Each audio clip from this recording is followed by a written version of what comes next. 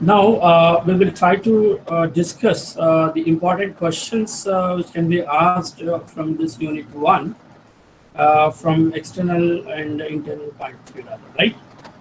So, some of the questions which I have listed out here, which are being asked,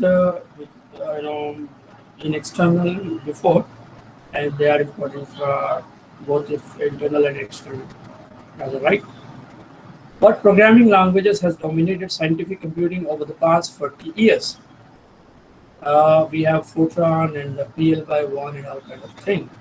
What programming language dominated business application over the past 40 years? We have COBOL, PL by 1, and all. What programming language has dominated artificial intelligence over the past 40 years? Like we have I'm listing out one of them, but then probably a couple of languages which are of course available as part of this domain, which were being used by many of the domain expertise rather, right? In what language Unix is written? See, I want answers from your side, right? Instead of I give the answers for the same. What language Unix is written? Shreyasri? C, sir. C language, yes. What does it mean? To be program is reliable. Performs to its specifications. Yes, I mean, performs to how it is specification. executed and what the result we get is correct or not. Exactly. I mean, error free, right? And without any hindrance, the program should be executed to its conformance. It should be able to produce the output which is expected by the user, right? That is said to be the reliability or robust. Distinguish compiled and interpreted programming language. Yes. Compiled languages translate high level to machine level language, but interpretation, the implementation is not translated.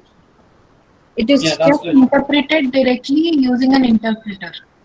Yes, it is a simulation program which is directly interpret the code on the machine.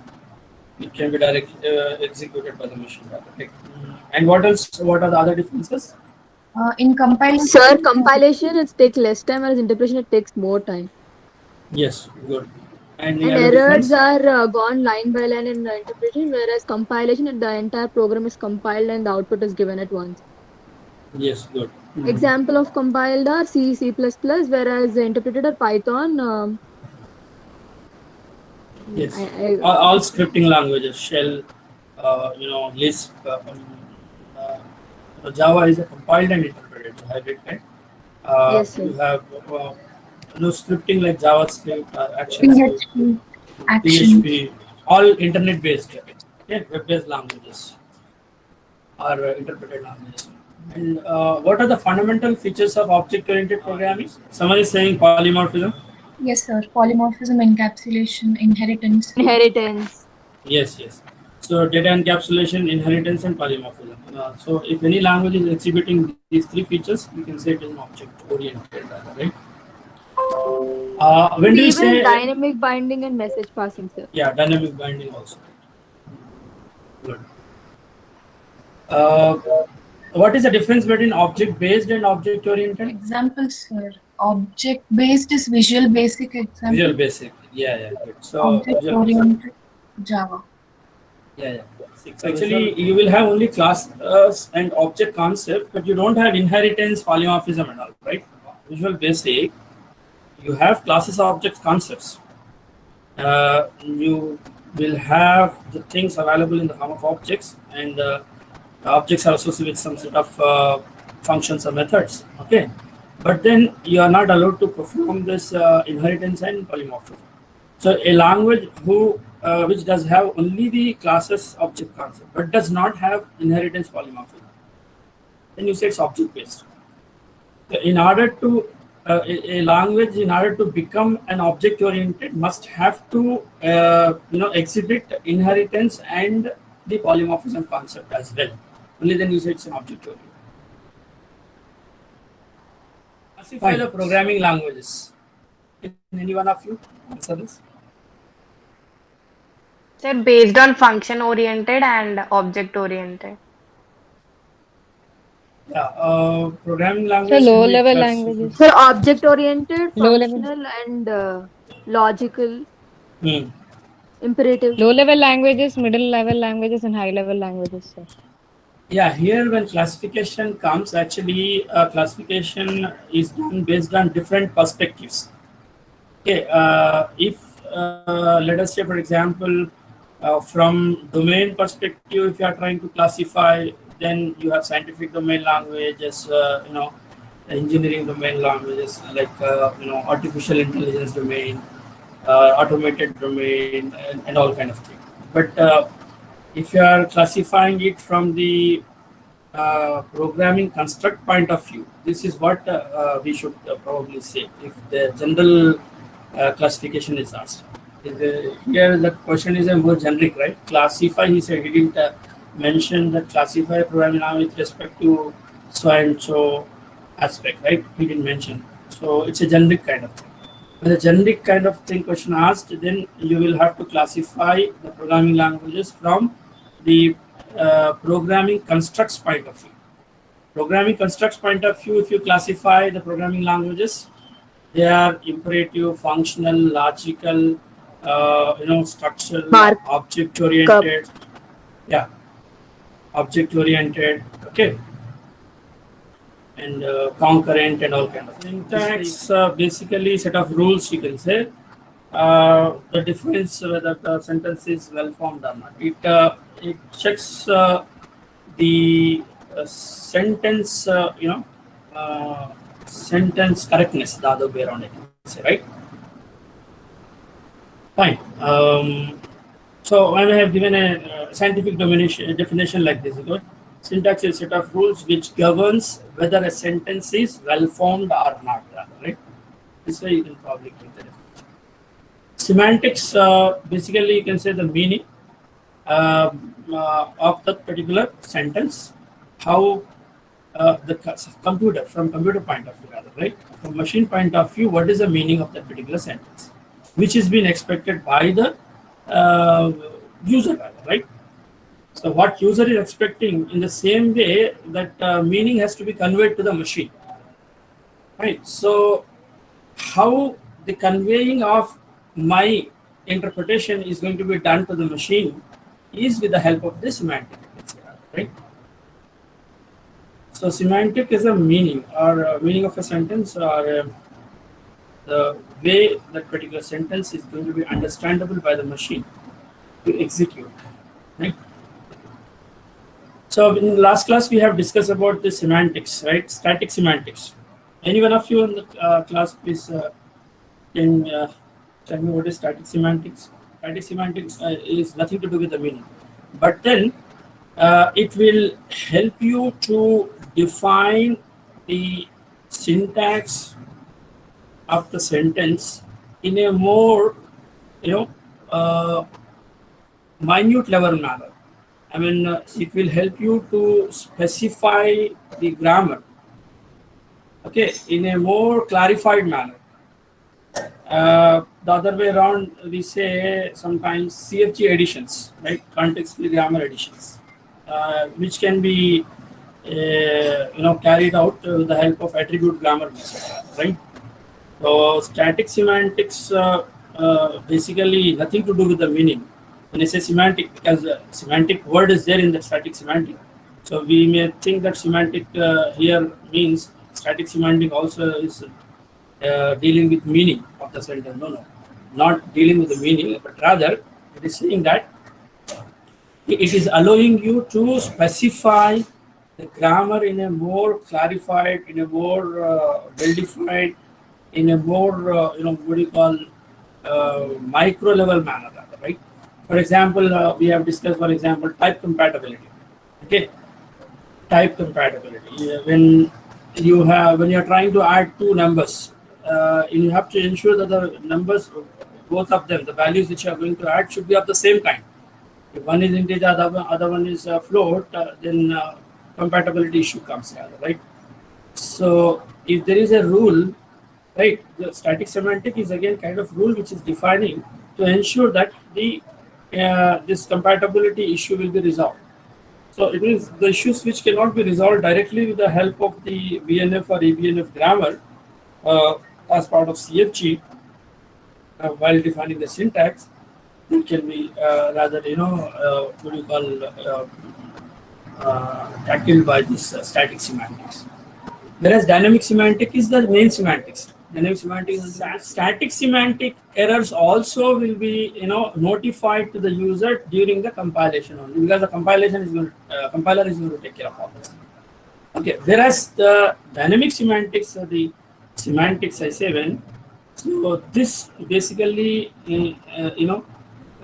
deals with the meaning of the statement, and when the statements are interpreted on the machine, right? How they have to be conveyed to the machine is what being done by this dynamic semantics. So the system is going to if the dynamic semantics are not properly specified by the language designer, then the operating system will raise an error, and that error will be raised during the execution time, right? The inherited attributes will allow you to parse the tree from top to down, whereas synthesized attributes will allow you to parse the tree from bottom to up.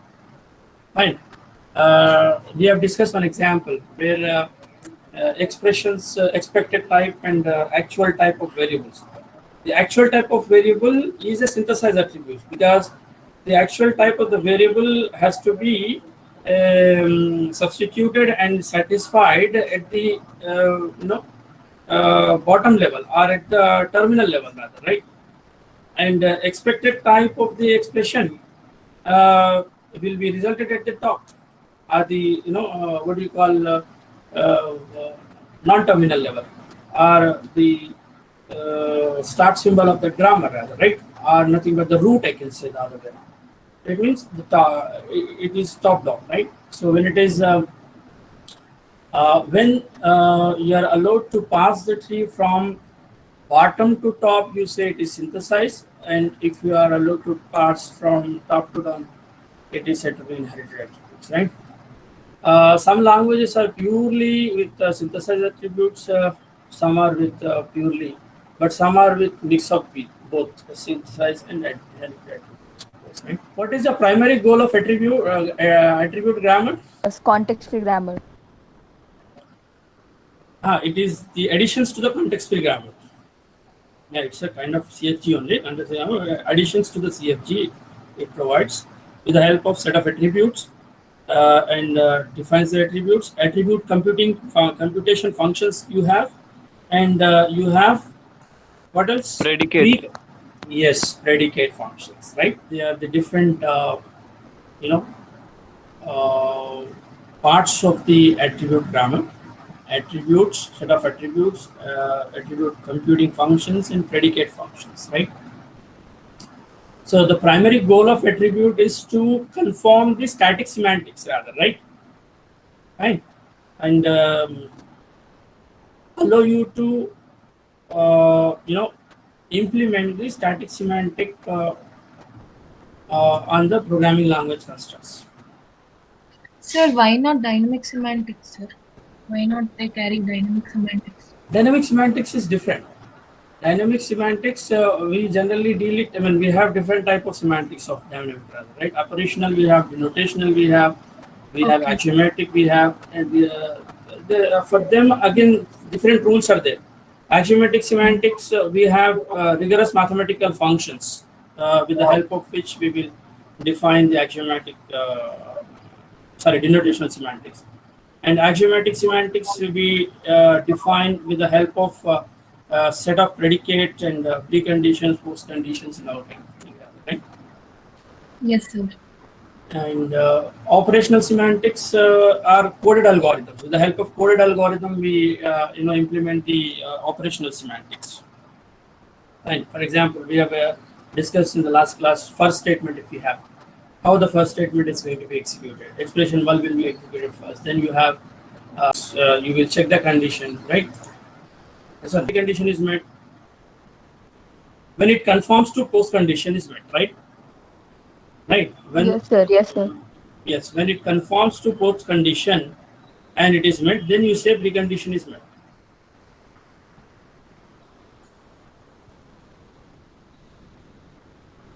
Describe the basic concepts of denotational semantics. We have discussed with the help of decimal numbers.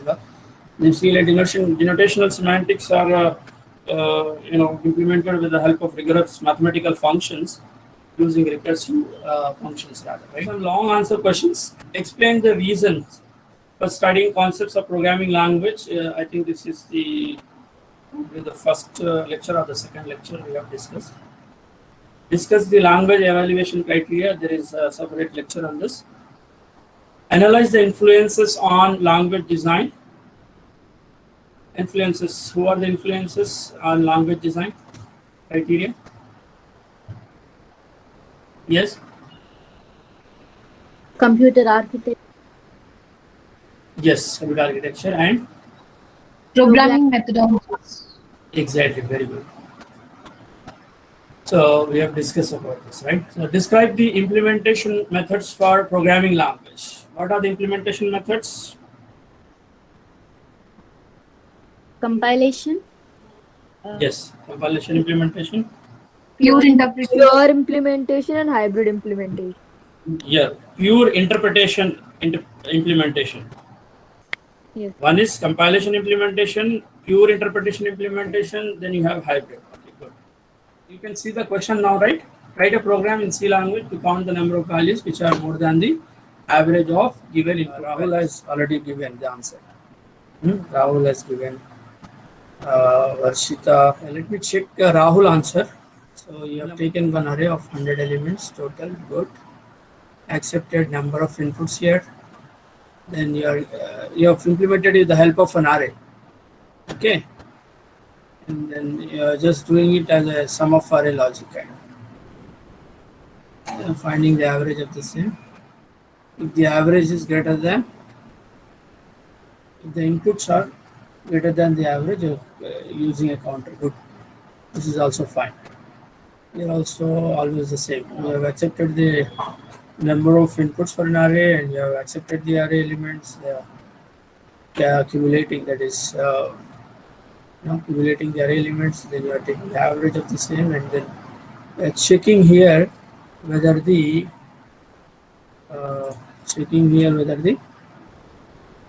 input elements are greater than the average. If the condition is true, you say count is going to be incremented. Okay, then count will be great. How to prove a grammar to be ambiguous? By constructing two parse trees. Taking a statement which can allow you to construct more than one parse tree, then you say it's an ambiguous grammar. These are precondition and post-condition. Yesterday in last class we have discussed about the preconditions and what is the weakest precondition. Here you have to find for these statements. And how to convert the expressions into prefix and postfix also I have discussed. You can check my videos.